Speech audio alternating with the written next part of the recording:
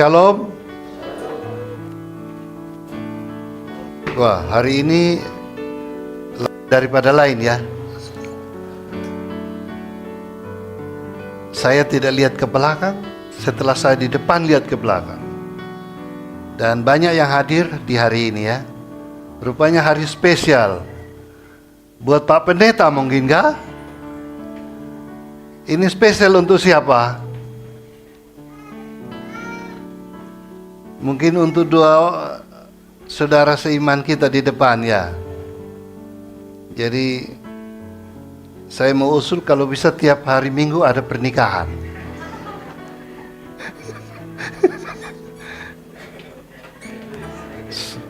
Jadi minggu depan tolong daftar supaya ada lagi selama 1 tahun nikah terus.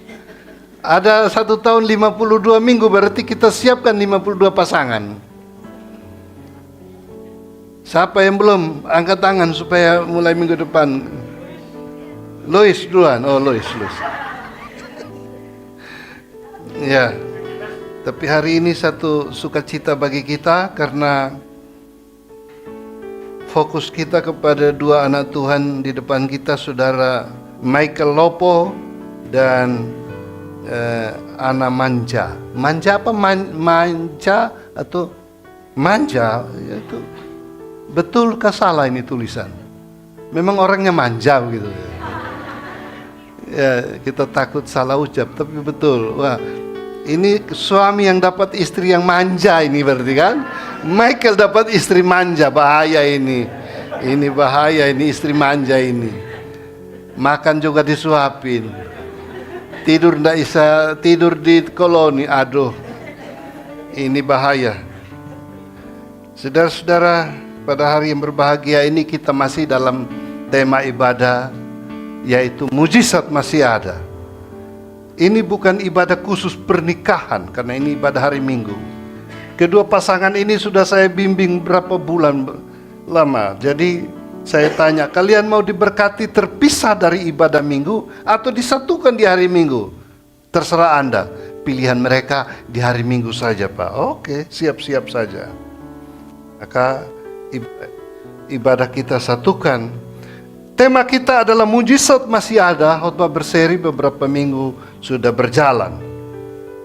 Nah, saudara-saudara, di minggu-minggu kemarin kita sudah renungkan mengapa terjadi mujizat itu, dan luar biasa bahwa awalnya bumi belum berbentuk dan kosong, gelap gulita menutupi samudera raya, roh Allah melayang-layang.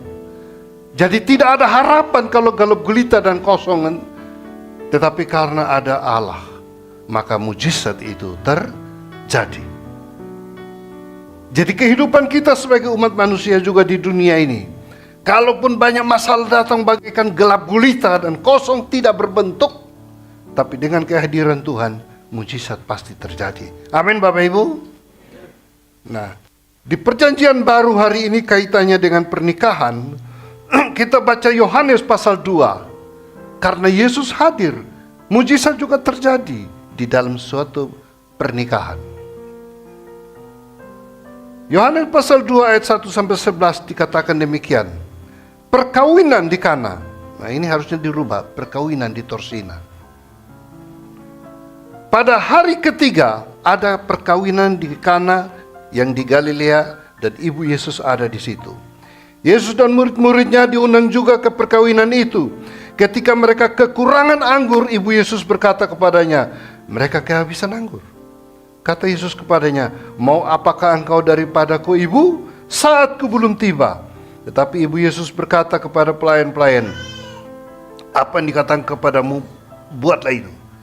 Di situ ada 6 tempayan yang disediakan untuk pembasuhan menurut adat orang Yahudi, masing-masing isinya 2-3 buyung.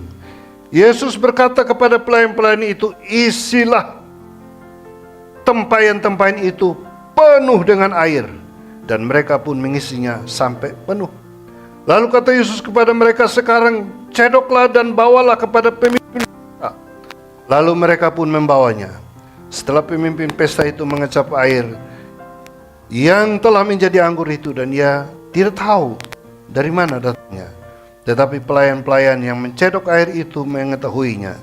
Ia memanggil mempelai laki-laki dan berkata kepadanya, setiap orang menghidangkan anggur yang baik dahulu, dan sesudah orang puas minum, barulah yang kurang baik. Akan tetapi engkau menyimpan anggur yang baik sampai sekarang.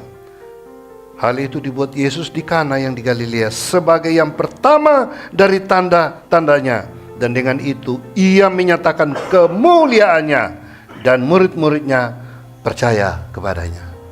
Saudara-saudara terkasih di dalam Tuhan, pertanyaannya, mengapa terjadi mujizat air jadi anggur dalam pernikahan ini?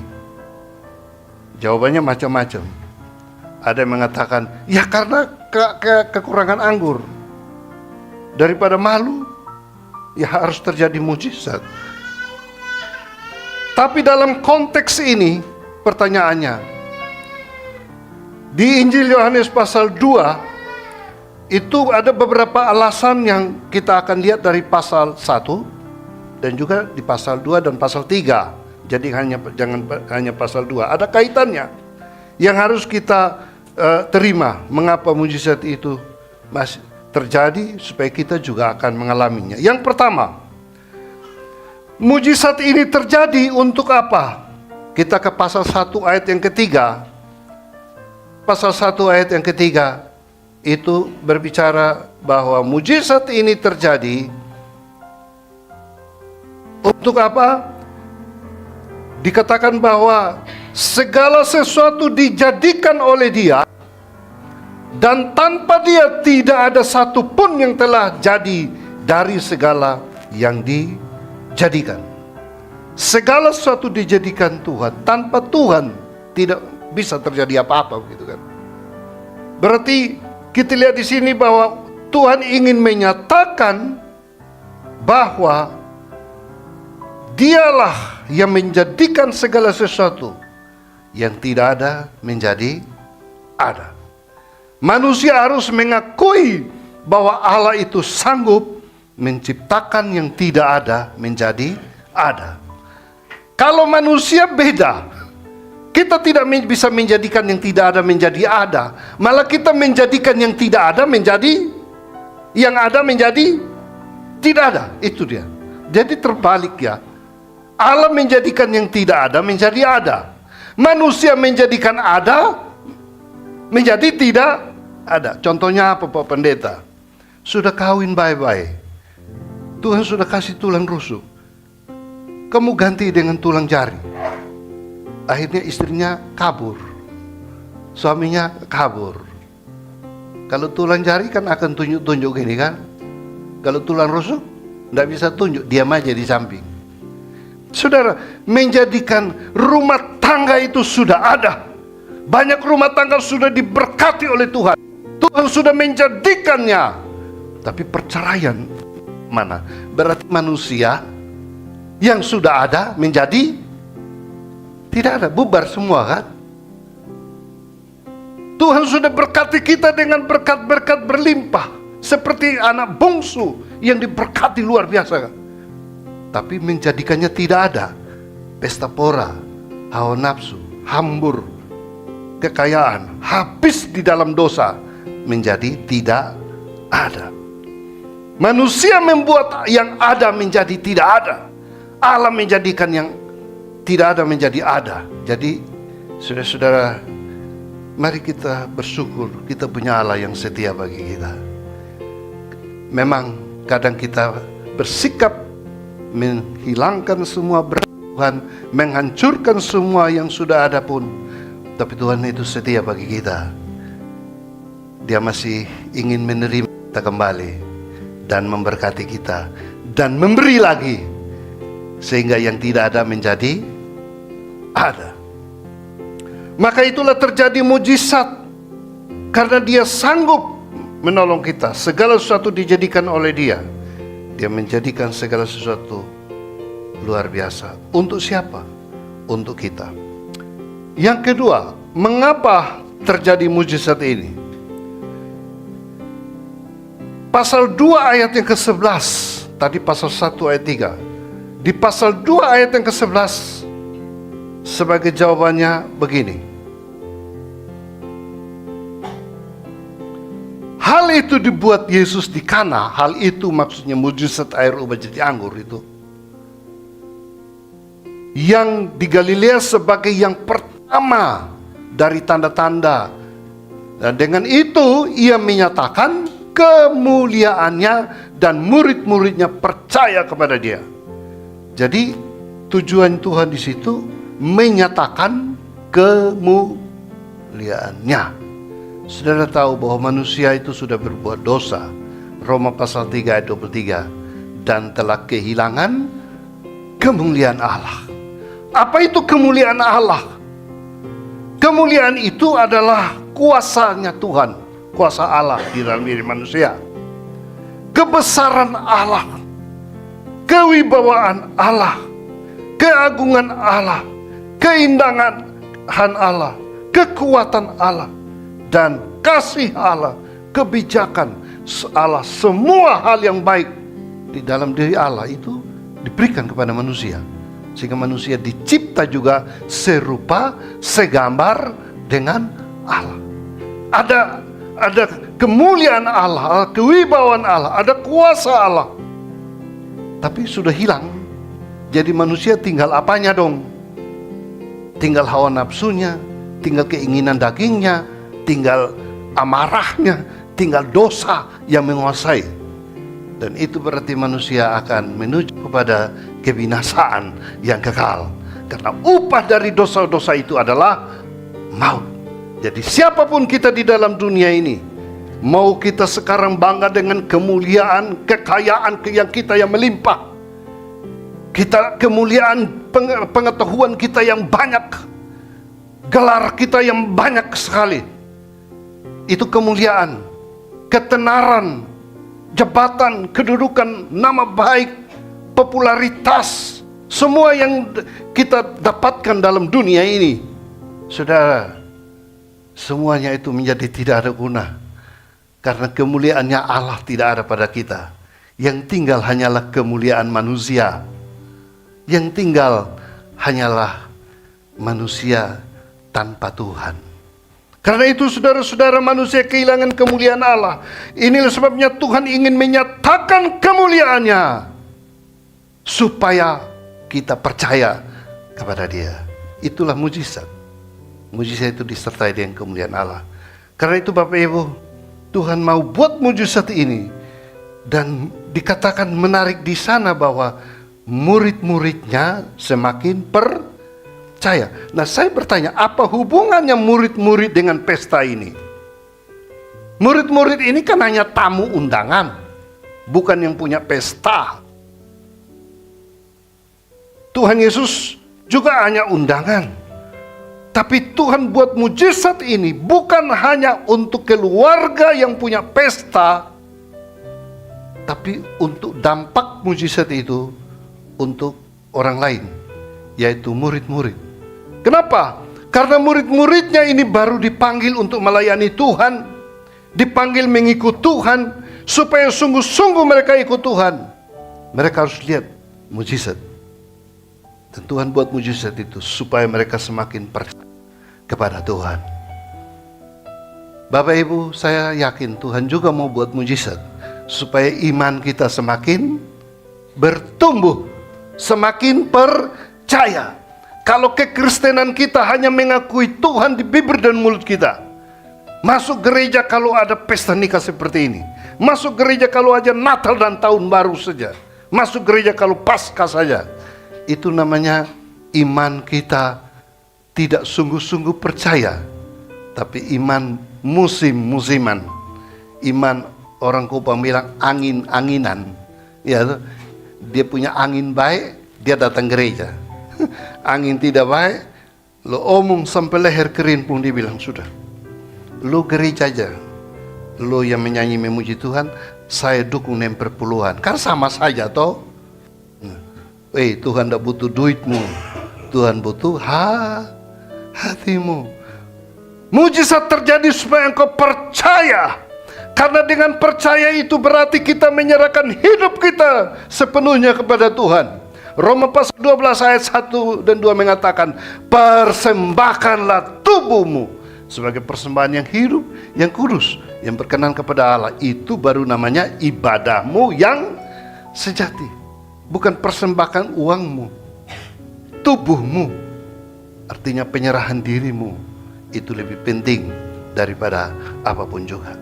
Jadi Tuhan ingin menyatakan mujizat-mujizat dalam hidup ini supaya kita juga lebih bertobat lagi, supaya iman kita bertambah, bertumbuh lagi, saudara-saudara. Kita punya iman yang benar, tapi juga perlu punya iman yang besar. Nah ini, iman yang benar, ya iman percaya Yesus Juru Selamat, itu adalah iman yang benar. Tidak ada jalan lain yang membawa kita kepada keselamatan, ya itu pengakuan iman yang benar. Tapi iman yang besar, Yesus bilang, kalau kamu punya iman yang sebesar biji sesawi saja, dampaknya sudah luar biasa. Katakan kepada gunung-gunung itu masalah, dia akan berlalu. Jadi butuh iman yang besar. Maka saudara-saudara terkasih dalam Tuhan, Tuhan ingin menyatakan mujizat demi mujizat. Yang kenyang mujizat itu adalah murid-murid. Karena menurut saya tidak ada hari tanpa mujizat. Di Injil Yohanes pasal yang terakhir 21-25 mengatakan bahwa kalau semua mujizat harus ditulis satu demi satu, dunia tidak bisa memuatnya. Tapi ini yang ditulis supaya kamu percaya, supaya kamu memperoleh hidup yang kekal. Saudara, mujizat memberi dampak iman percaya untuk kehidupan yang kekal. Jadi menyatakan kemuliaan Allah melalui mujizat. Yang ketiga, agar orang percaya kepadanya sebagai Allah pemberi kehidupan. Nah, ini menarik, pasal 3 ayat 15 dan 16. Pasal 3 ayat yang ke-15 dan ayat yang ke-16 di Injil Yohanes itu mengatakan begini. Setiap orang yang percaya kepadanya beroleh apa? Kalau tadi supaya orang percaya, murid-murid juga supaya percaya. Dengan percaya itu bonusnya adalah hidup kekal. Beroleh hidup kekal. Kenapa? Ayat 16. Karena Allah memiliki kasih yang begitu dahsyat dan besar. Karena begitu besar kasih Allah akan dunia, sehingga Ia mengaruniakan anaknya yang tunggal itu, yang datang dengan mujizat demi mujizat, supaya setiap orang yang percaya kepadanya tidak melainkan beroleh hidup yang kekal. Jadi dampak daripada mujizat Tuhan buat air berubah menjadi anggur, supaya semua orang percaya, dan dengan percaya itulah memperoleh bonus hidup yang kekal. Hidup kekal itu tujuan akhir dari kehidupan kita selama di dunia ini. Karena itu Bapak Ibu, apa guna seorang peroleh seluruh dunia kalau kehilangan nyawanya atau tidak memiliki hidup kekal, kata Tuhan Yesus. Apa gunanya pernikahan kalau tidak ada hidup kekal, kalau tidak ada sukacita, damai, sejahtera di dalam Tuhan. Banyak tiap hari banyak orang menikah. Ini musim menikah kayaknya gitu, di mana-mana tutup jalan orang menikah. Ya. Tapi apa arti pesta-pesta? Apa arti semuanya ini? Tapi bagi anak-anak Tuhan, kita lalui sukacita di dalam Tuhan. Yesus hadir, Dia buat mujizat dalam pernikahan juga, supaya orang percaya. Bapak Ibu terkasih dalam Tuhan, maka sebagai kesimpulannya, apa hubungan antara mujizat dan pernikahan?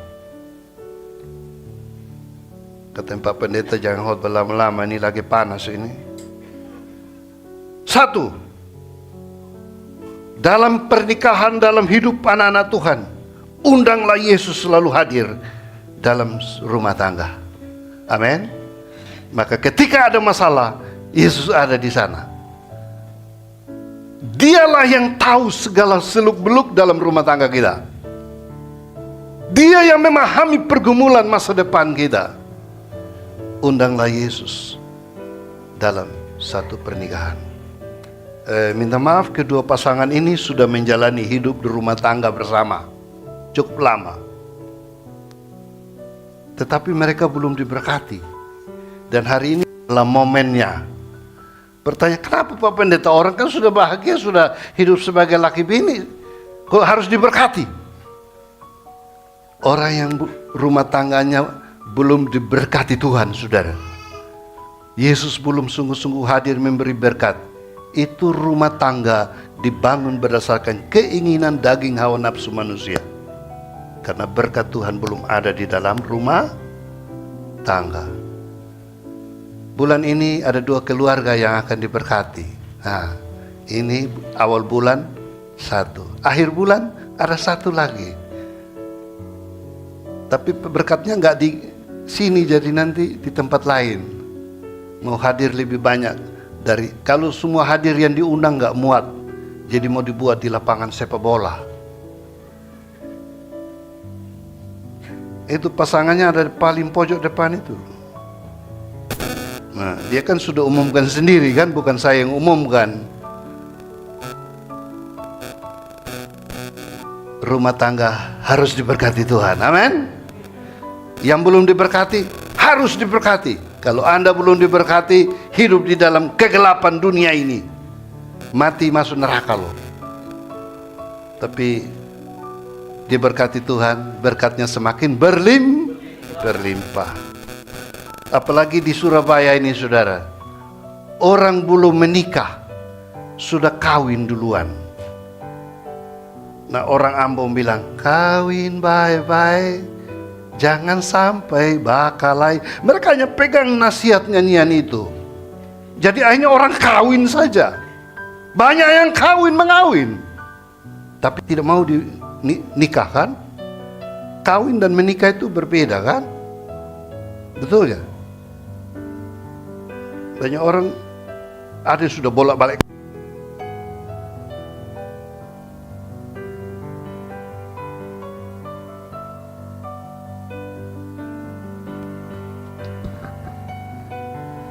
Artinya amin Pak Pendeta. Yang kedua, dalam perjalanan hidup pernikahan, taatilah perintah Tuhan, maka mujizat akan terjadi. Mujizat terjadi karena ketaatan. Para pelayan suruh timba air itu, timba dari sumur lagi, bukan putar keran, butuh waktu, tenaga, dan terjadilah mujizat. Setiap ada ketaatan kepada firman dalam sebuah rumah tangga, pasti ada mujizat. Yang ketiga, datang pada Yesus dan ceritakan masalahmu. Firman Tuhan mengatakan, serahkanlah segala kekhawatiranmu kepada Dia, karena Dialah yang memelihara engkau. Karena itu rumah tangga yang sudah diberkati ya, ada masalah datang selalu kepada Tuhan. Mau menangis silakan. Kekurangan uang silakan. Ini kekurangan anggur, bukan kekurangan uang ini. Tapi bisa juga mujizat uang terjadi. Saudara percaya nggak mujizat keuangan bisa terjadi? Nah, bisa nggak? Bisa. Kita sudah nyanyi, sudah doa, kiranya Engkau memberkati aku berlimpah-limpah. Anggur baru semua, berkat baru semua. Datang pada Yesus, ceritakan semua masalah. Karena itu kalau rumah tangga suami istri yang tidak pernah berdoa bersama, itu tanda-tanda itu. Tanda-tanda apa? Jauh dari berkatnya Tuhan. Masalah jangan diceritakan kepada tetangga. Wah, nanti selingkuh sama tetangga. Datang pada Tuhan. Yang terakhir, jangan andalkan kemampuan diri sendiri, karena masalah selalu menanti. Menikah itu adalah kita ambil keputusan masuk pada pintu masalah. Apakah hari ini diberkati? Selesai sudah semua masalah? Tidak. Hidup bersama, langkah pertama menuju masalah-masalah. Kehidupan yang kompleks. Maka banyak rumah tangga kadang menyesal. Kenapa saya menikah ya? Harusnya tunggu dululah. Pusing sama suami, pusing sama istri, pusing sama anak.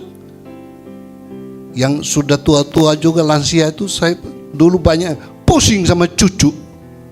Waduh, itu keluhannya lebih parah lagi. Udah cari duit besarkan anak sampai kuliah, sudah kasih menikah, sekarang pusing sama cucu. Jadi akhirnya penyesalan sampai hari tua. Aduh, kalau sampai terjadi begini, saudara-saudara, lebih baik tidak usah hidup saja, mungkin begitu kan. Bapak saya pernah ungkapkan penyesalannya ketika kami 9 anak ini sudah mulai hilang satu-satu. Punya anak juga percuma, punya anak satu rasa menyesal, kenapa hanya satu. Ini pengantin baru satu ya. Saya sudah konseling berapa kali tanya kenapa hanya satu. Khawatir Pak, mau kasih makan apa? Papa saya 9 loh. Karena dia nggak sanggup, Tuhan ambil satu jadi pendeta. Anak banyak-banyak, nggak ada yang kirim uang. Papa saya menyesal, lebih baik nggak punya anak aja katanya. Jadi di mana masalah itu datang bertubi-tubi. Belum masalah pekerjaan, masalah rumah tangga, terlalu banyak masalah. Makanya banyak yang sudah Pak Pendeta, kita tidak usah diberkati, kita boleh kawin saja, tidak cocok ganti. Saudara lebih baik pindah di Amerika saja, karena di sana boleh kawin percobaan. Tidak cocok ganti, sampai cocok. Kapan cocok? Tunggu tua baru cocok. Orang semakin tua itu tambah tidak cocok, saudara-saudara, karena otak semakin error. Nah ya, banyak orang tua, yang satu sudah pikun, sudah makan juga bilang belum. Opa marah sama oma, kamu belum kasih saya minum. Loh tadi tuh minum bikin kopi itu. Sudah minum, belum makan. Loh tadi juga sudah makan. Tambah tua tambah masalah, saudara. Jadi sudahlah, banyak masalah, tapi intinya Yesus selalu bersama dengan kita. Amin. Ya, kita naikkan pujian ini. Engkau ada bersamaku di setiap musim hidupku. Dan mari kita mau bersatu hati untuk mendukung kedua anak Tuhan yang hari ini sudah berkomitmen bawa pernikahan mereka, membangun rumah tangga yang baru di dalam Tuhan. Kita semua adalah saksi bahwa mereka ini berkomitmen mau datang kepada Tuhan.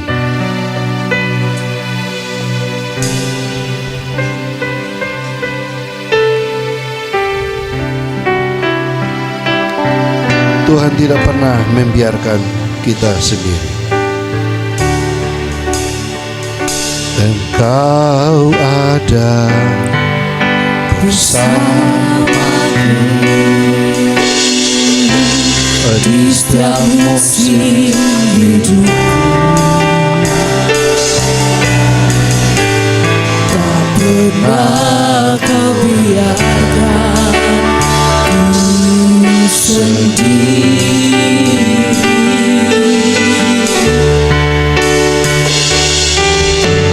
Kekuatan